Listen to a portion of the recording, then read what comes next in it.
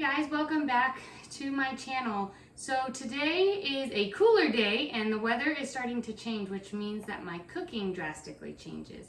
I do less and less of barbecue style foods and more of soups and stews and things like that. Lots of crock pot meals. I love crock pot meals on a busy night. And so with that, I like to pair different kinds of breads. One of our favorite breads that we pair with a stew or a soup, as like tonight we are having a taco soup, is cornbread. Now, cornbread is not gluten-free naturally because of the flour that's in it, but I have a really delicious recipe that I serve to everyone in the family, even my husband who's not gluten-free enjoys it and eats it. The only thing that's different in this recipe that makes it gluten-free is the flour. So if you don't need to be gluten-free, you can still make this recipe, just use all-purpose regular flour instead of all-purpose gluten-free flour. So the first thing you're gonna do is preheat your oven to 375. Now you can make these into muffins or you can make them into just regular cornbread that you cut into squares. Tonight I'm gonna do it into cornbread that I'm cutting into squares. So I went ahead and buttered a 7x11 baking dish. You can go a little bit smaller and they'll be really, really thick into like a square, or even if you go bigger, they'd be a lot thinner. So this usually works good for us. So I am going to just grease this and set it aside until I'm ready with the batter.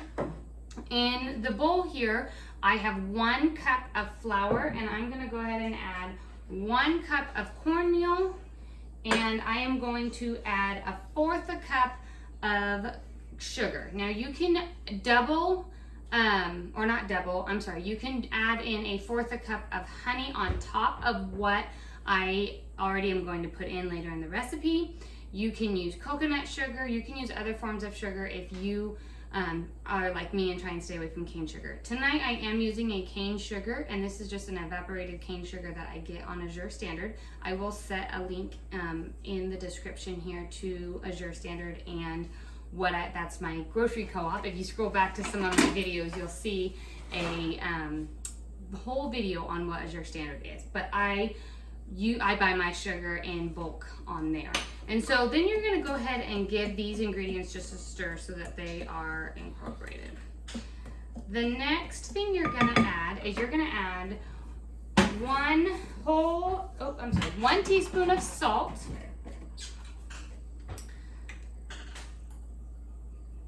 And then I'm gonna do 1 whole tablespoon of baking powder. So these do rise up nice and fluffy.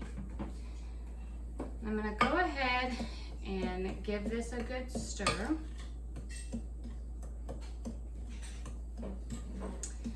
And then I'm going to add in 1/4 a cup of honey. And like I said, if you want to omit the sugar part of it, you can just add more honey. But I like to do a little bit of both. I'm gonna add in 2 eggs.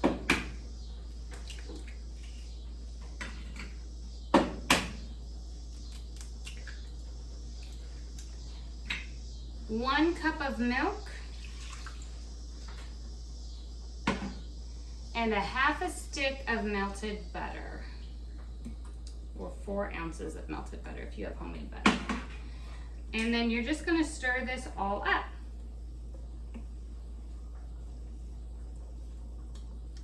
Once your batter is made and everything is all incorporated, then you will just add it to your either greased muffin tins or your greased baking dish, whatever you are using for that night. And then you are gonna go ahead and bake them in the oven for about 15 to 18 minutes. You'll just wanna watch them and make sure that the tops don't get too golden brown. One thing I didn't mention in the beginning is what kind of gluten-free flour I like to use. Now, not all gluten-free flours are going to be the same, and if you've watched many of my cooking videos, then you will know that I say that over and over again, and that is very true.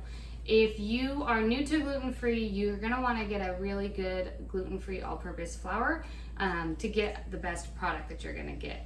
They just all don't turn out the same. And so what I used in this specific recipe tonight is my homemade gluten-free flour blend that I have not shared yet, but I will soon.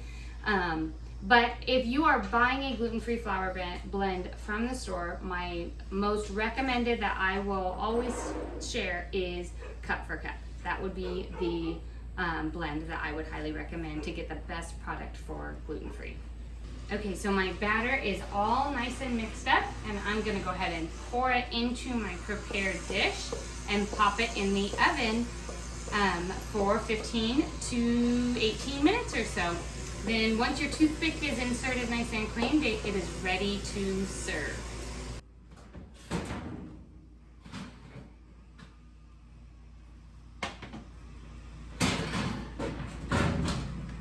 So in a pan like this cooked for about 19 minutes, and it is done and clean when I stuck a butter knife in the middle, and it's nice and golden brown. So I'll let this cool for just a minute and then we'll slice it up, pair it with our soup, and it is so delicious.